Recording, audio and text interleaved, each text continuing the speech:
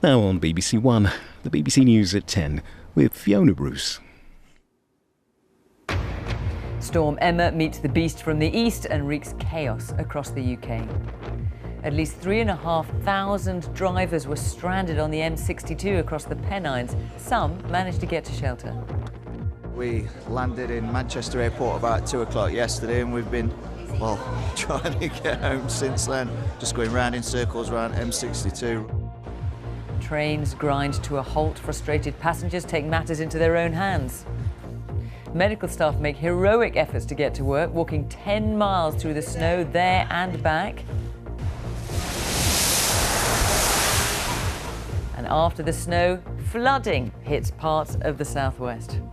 We'll bring you the latest on the weather from around the UK. Also tonight, Theresa May sounds a pragmatic note in her plans for Brexit, saying neither side will get everything they want. And as Hollywood prepares for the Oscars this weekend, one of its top stars on sexism in the movie business. And coming up on Sports Day on BBC News, Katarina Johnson-Thompson wins her first global title, taking gold in the pentathlon at the World Indoor Championships.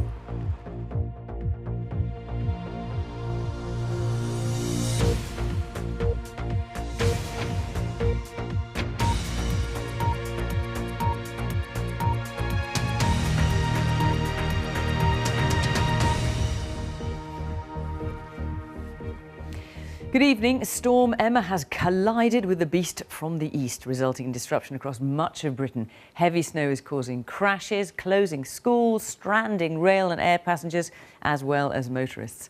One of the UK's major arteries, the M62 across the Pennines, is still shut tonight. The army's been called in around the UK to help. Strong winds have added to the problems, causing large drifts in places. The sheer amount of snow remains a major concern, and even where it's been cleared, the freezing temperatures mean ice is now an added danger. Danny Savage reports.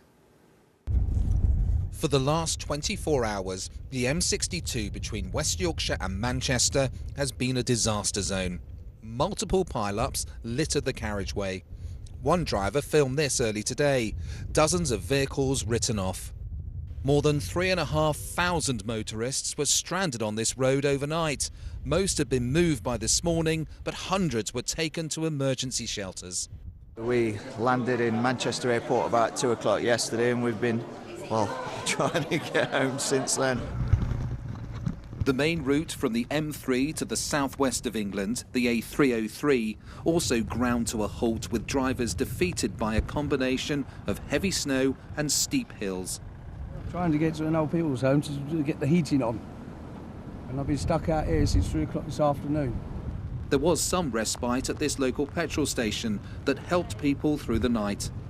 We don't usually get snow here, not like this. You think you're going to get out of here? Yeah, of course we will. There's worse trouble at sea, Granny would say.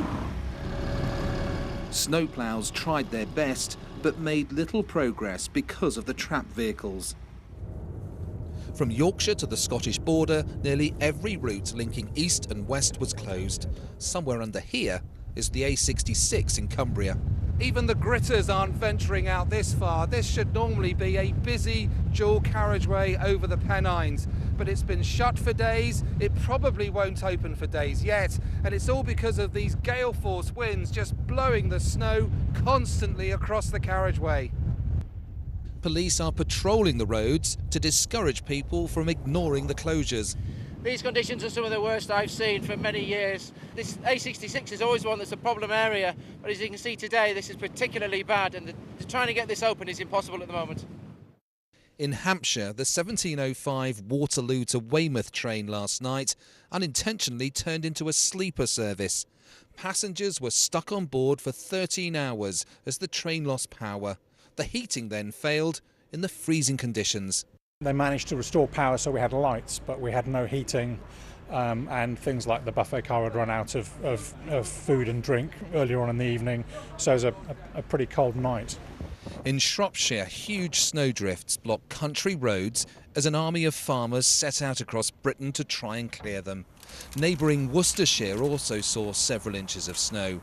Across the border into Wales, 3 people were rescued after getting buried by drifts in their car near Cowbridge. They had to sound their horn to guide searchers in. And in Ebbw Vale, firefighters were called in to dig their way into this house. Back in the High Pennines, keeping livestock fed was a priority. Keeping them watered, though, is a problem. The water's frozen, that's the main thing in the house and out the house, so just watering animals is a big chore at a minute, and just trying to feed up and getting to the sheep that are 3 miles away, just trying to get theirs. Fun and games at the minute, really. Delivering supplies by any means possible will be normality in much of Britain this weekend. There's no obvious sign of a thaw yet. Danny Savage, BBC News. The extreme weather has affected emergency teams too, with South Western Ambulance Service telling people not to call unless there's a threat to life. Across the UK, many doctors, nurses and support staff have walked through snow and ice in an attempt to ease the pressure on services. From the Royal Devon and Exeter Hospital, John Kay reports. This is the road to Exeter's main hospital, serving nearly 500,000 people. Hey Anna, how are you getting on? In A&E, 8-year-old Anna has come off her sledge. You got a headache now, have you? Are you hungry at all? And she might need a scan. Her doctor is one of many who've struggled into work. She should do fine. Okay, great, thank you. How did you get in? I cycled on a mountain bike. That's about 5 miles. There was a lot of pushing, just trying to get a bit of traction in that snow. We were out walking the dogs last night. Junior doctor Chris is helping Debbie, who slipped on the ice.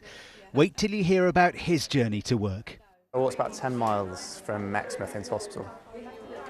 And then you're going to have to walk 10 miles back? Yeah, just like last night. Did it cross your mind to call in and say, I can't make it today, I'm going to have a snow day? No, I think you do certain jobs and you've got a certain responsibility. 40 staff slept in the hospital overnight after a critical incident was declared here. Have a good day. Bye. Phil also stayed over. He couldn't move his iced-up car after visiting his wife on the surgical ward. More than 100 relatives were given a place to sleep. It's been absolutely fantastic. I can't thank people enough. Couldn't have wished for a better stay. You make it sound like a hotel. Well, it has been. No traffic jams in this city today, but emergency crews have struggled to reach casualties. South Western Ambulance saying only call 999 if it's life-threatening.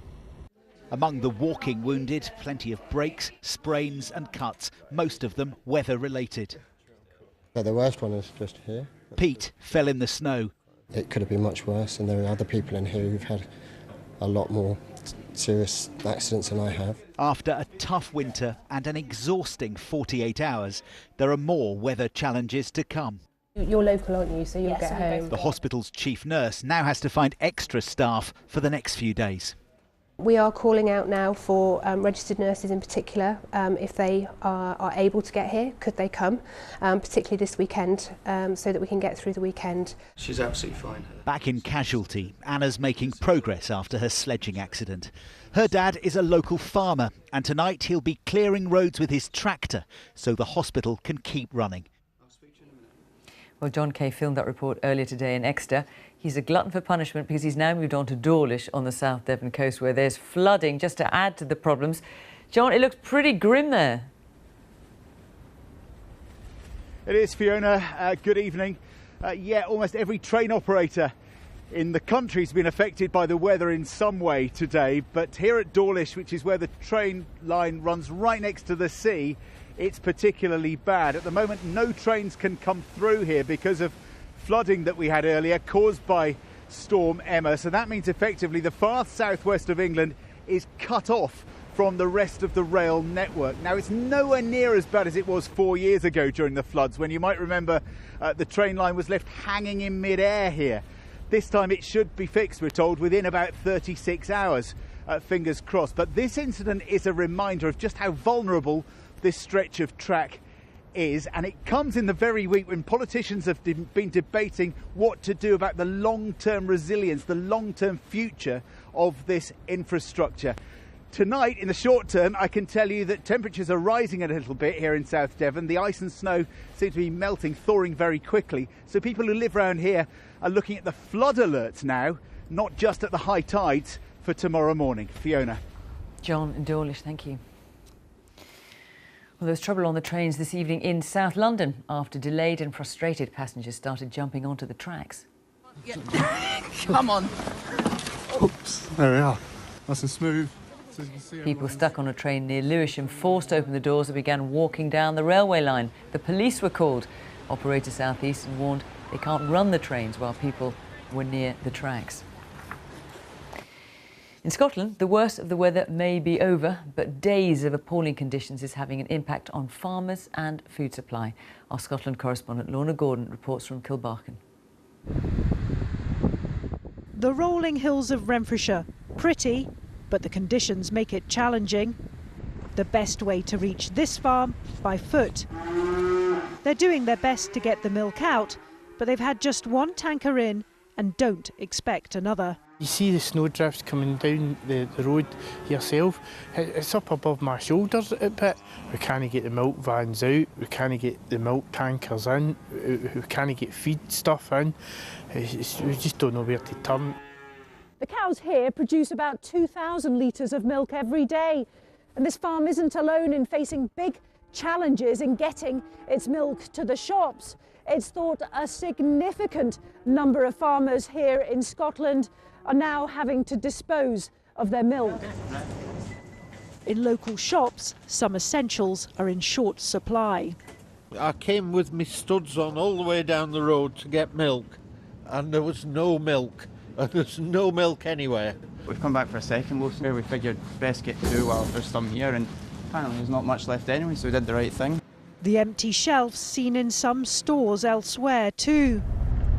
Those tasked with getting deliveries through say this weather's the worst they've seen for decades. We've had lots and lots of rain and water, but we've never seen as much snow as this. And you know, and we're delivering milk from Wick in the north to Dumfries in the south, and you know, we've never ever seen this. Once the snow melts, stock will reach the shops once more, easing the pressure on farms like this, who are working hard to keep their customers in milk. Lorna Gordon, BBC News, Kilbarchan. With freezing temperatures continuing well into next week and possibly the week after, there's little sign of let-up in the bitter weather. Let's speak to our Wales correspondent, Sian Lloyd, who's in the Vale of Glamorgan. Sian, that is an incredible amount of snow behind you. Yes, and there are many scenes like this to be seen right across the Vale of Glamorgan because drifting snow is a real problem here and some of these rural communities are effectively cut off. We've been out and about across this county today and we've seen many local farmers out in their tractors trying to clear these country roads which are so important to the local population here because there's been such a heavy demand on the gritters and the snowplows. They can't get everywhere. Right across Wales there has been traffic chaos today. Many major routes have been closed and also lots of the local providers haven't been able to operate their services, so very limited public transport. Some 2,000 homes across the country here are without power and also all of the schools were closed here again today. We're on that yellow warning like many parts of the UK. Plummeting temperatures, it's bitterly cold here tonight. It is expected to freeze, so we're not quite sure what we'll wake up to tomorrow. Sian Lloyd in the Vale of Glamorgan, thank you.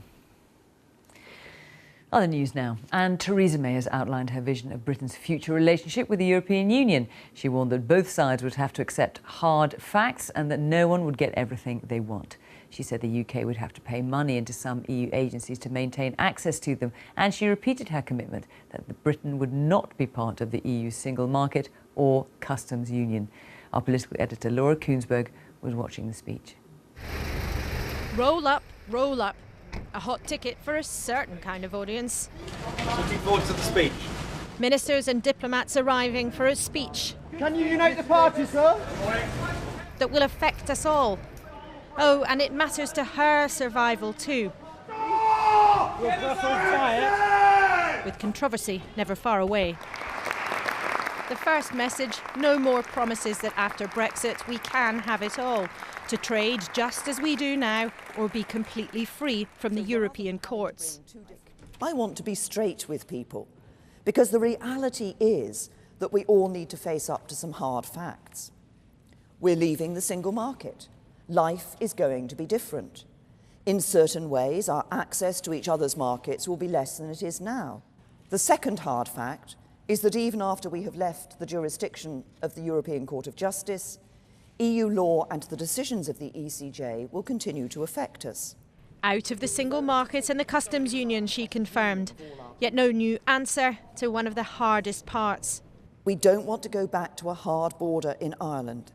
We have ruled out any physical infrastructure at the border or any related checks and controls.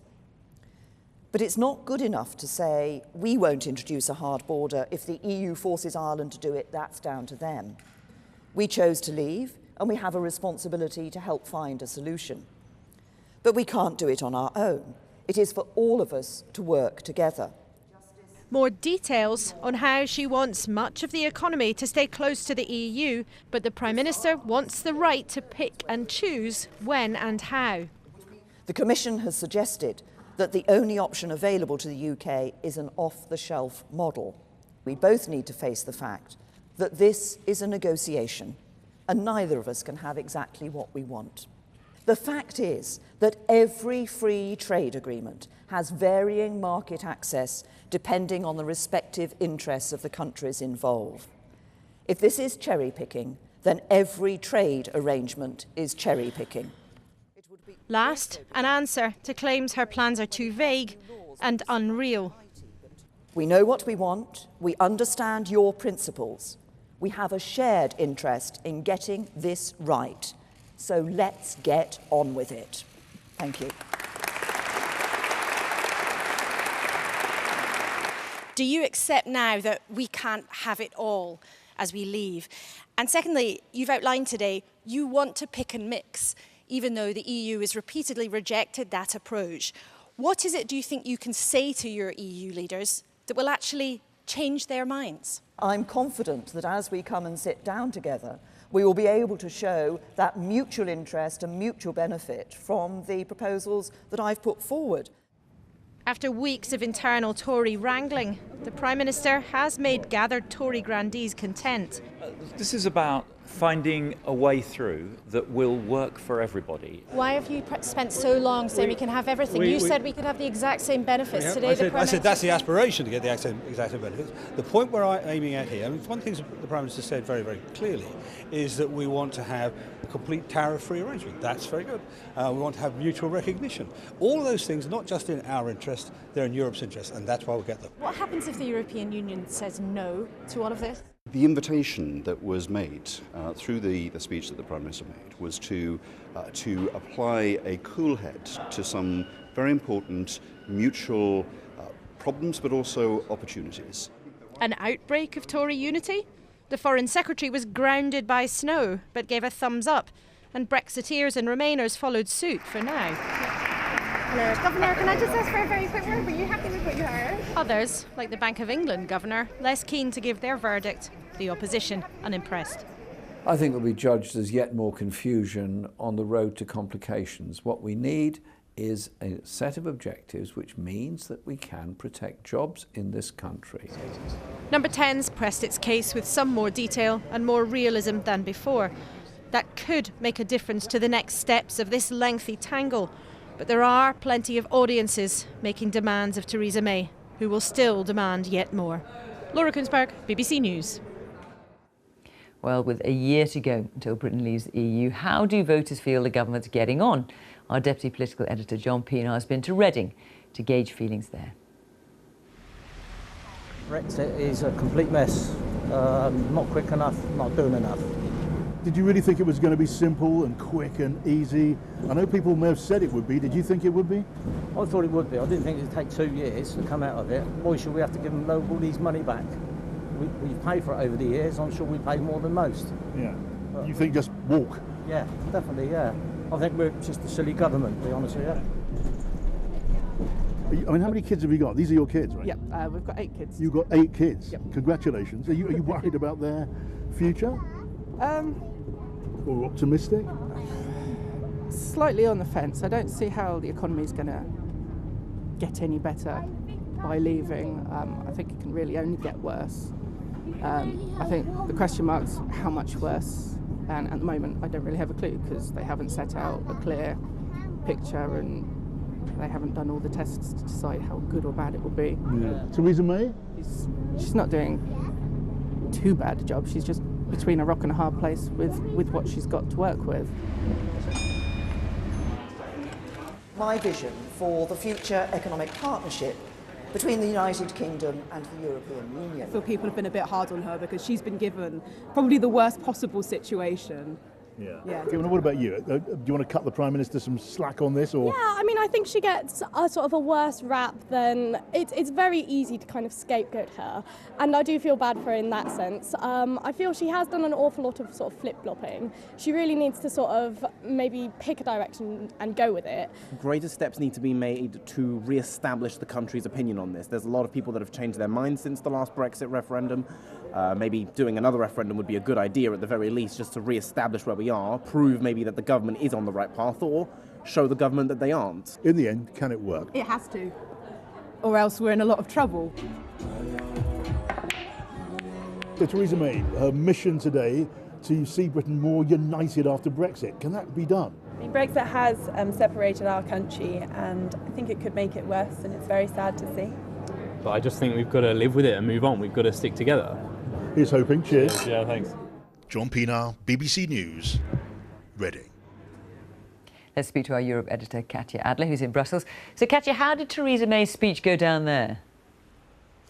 Well, Fiona, the EU has long been pressing Theresa May for more details as to her Brexit vision, and today they got details aplenty. There have been working groups studying line by line the Prime Minister's speech this evening from all the 27 countries, and privately EU diplomats have told me that they praised Theresa May's constructive approach in her speech, her more realistic approach, they said, saying that, of course, not everybody can have everything they want out of this agreement. They did also point out, though, that big picture, they didn't see much new in the Prime Minister's speech policy-wise. In fact, the EU's chief negotiator, Michel Barnier, tweeted that now that the Prime Minister had confirmed that the UK would be leaving the single market and the customs union, he could confirm that the UK was heading towards a free trade agreement with the EU, meaning nothing really closer than that.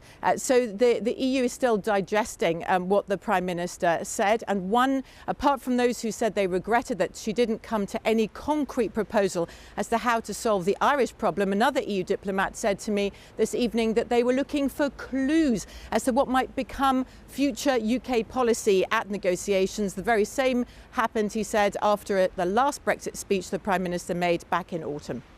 OK, Katya in Brussels, thank you.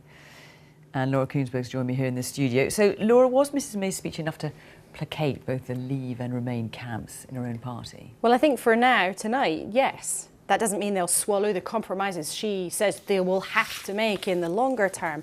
But I think in terms of this speech, Number 10 believes this genuinely has been a step forward, if not a giant leap. Of course, there are still contradictions. There was no dramatic evidence of new thinking today. But there was a new layer of detail. And I think most importantly, as far as Downing Street sees it, a message above all else to the EU, let's do a deal. And a signal concretely, overtly from the Prime Minister, really for the first time, that she knows that she will have to make compromises. She knows that Britain will not be able to get everything on its list, but also a message pushing back at the EU saying you will have to compromise too. I think it is legitimate to question why it's taken so long for her to strike this note of realism. Of course, she has been dealing with all sorts of political difficulties inside her own party. But tonight, at least inside the Conservative Party, both sides have broadly swallowed this speech. Number 10 believes it's been received pretty much as well as it might have been.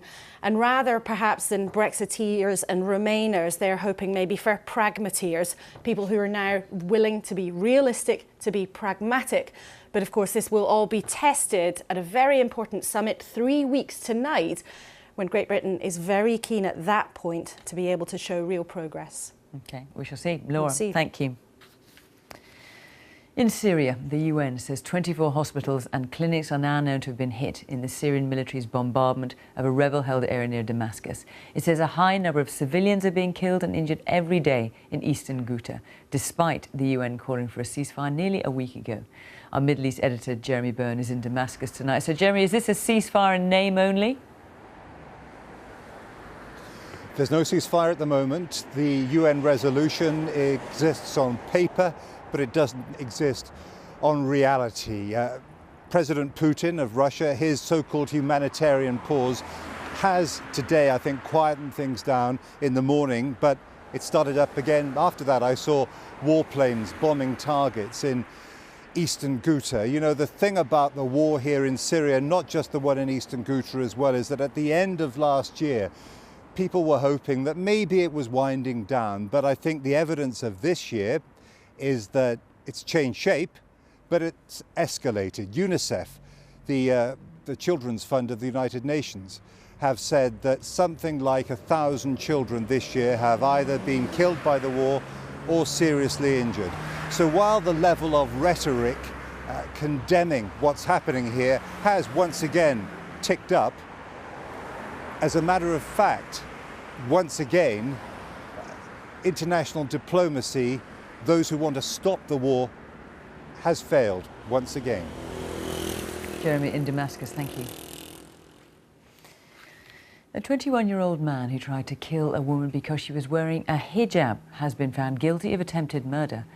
Paul Moore from Leicester chose Zainab Hussein at random and ran her over in his car. He later told his half-brother he'd done it for Britain. Moore was also convicted of using his car to seriously injure a 12-year-old Muslim schoolgirl. He'll be sentenced later this month. Prince Harry and Meghan Markle will invite more than 2,500 members of the public to the grounds of Windsor Castle for their wedding. They'll be able to watch the couple arrive and depart. Charity workers and school children will be among those invited to attend. This weekend, Hollywood celebrates its 90th year of the Oscars after a tumultuous year for the film industry following the sex abuse scandal involving Harvey Weinstein and others. The actor Heather Graham is one of a number of women who accused him of sexual harassment. Now she's written and directed her first film about sexism in Hollywood.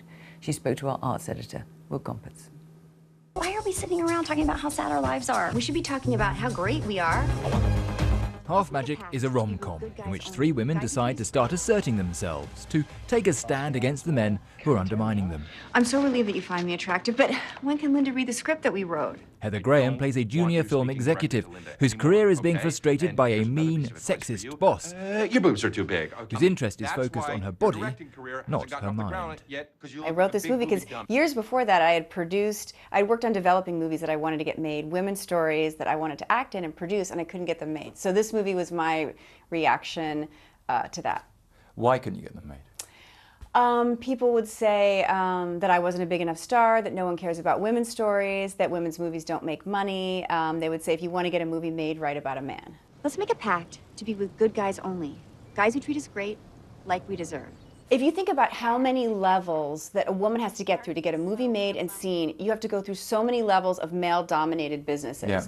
First of all, you have to have the idea that you can ever do this, which there's not a lot of role models out there. So then you got to get someone to finance it, which is usually a man. Then you have to get someone to distribute it, which is usually a man. Then when it comes out, you have to get a bunch of male journalists to not say that the movie sucks, so that you can get to your audience, which is women. So all the different steps that you need to get through to get to women, which, I mean, hopefully men will watch it too, but you're mainly going for women. Right. You have to go through like walls and walls of men to get your project out in the world. Why did you break up with me, huh? Why did you break up with me? All I wanted to do was love you and mentor you and help you achieve your true potential. I'm sorry, I don't know what to say. I had a business meeting with a guy. I sent him the script. I said, I want to get this movie made. I want to empower women. We have this business meeting. He doesn't finance the movie. I run into him at a party and he said, oh, that was so fun when we had that date the other day.